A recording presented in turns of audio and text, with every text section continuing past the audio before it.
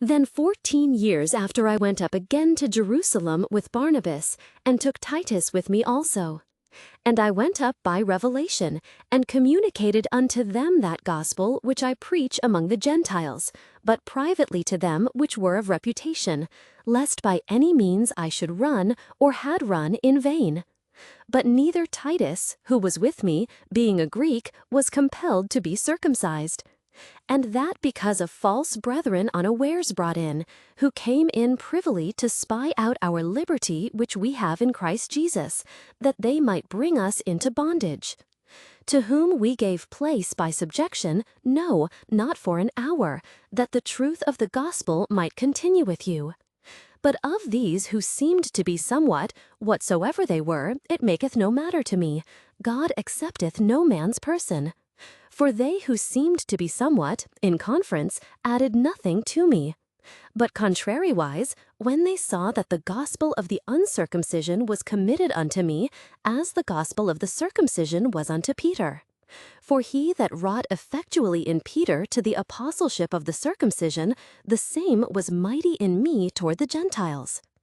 And when James, Cephas, and John, who seemed to be pillars, perceived the grace that was given unto me, they gave to me and Barnabas the right hands of fellowship, that we should go unto the heathen, and they unto the circumcision.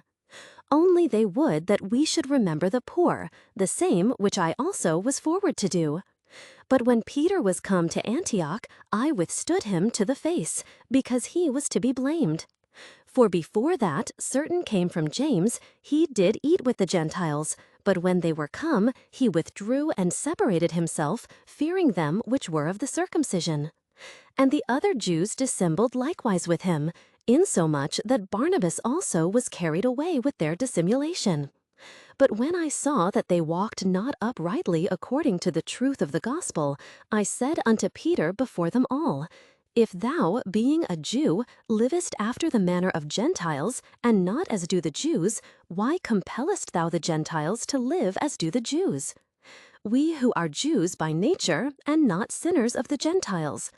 Knowing that a man is not justified by the works of the law, but by the faith of Jesus Christ, even we have believed in Jesus Christ, that we might be justified by the faith of Christ, and not by the works of the law, for by the works of the law shall no flesh be justified. But if, while we seek to be justified by Christ, we ourselves also are found sinners, is therefore Christ the minister of sin? God forbid. For if I build again the things which I destroyed, I make myself a transgressor. For I through the law am dead to the law, that I might live unto God. I am crucified with Christ. Nevertheless I live, yet not I, but Christ liveth in me.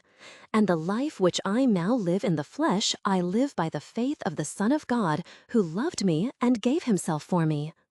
I do not frustrate the grace of God, for if righteousness come by the law, then Christ is dead in vain.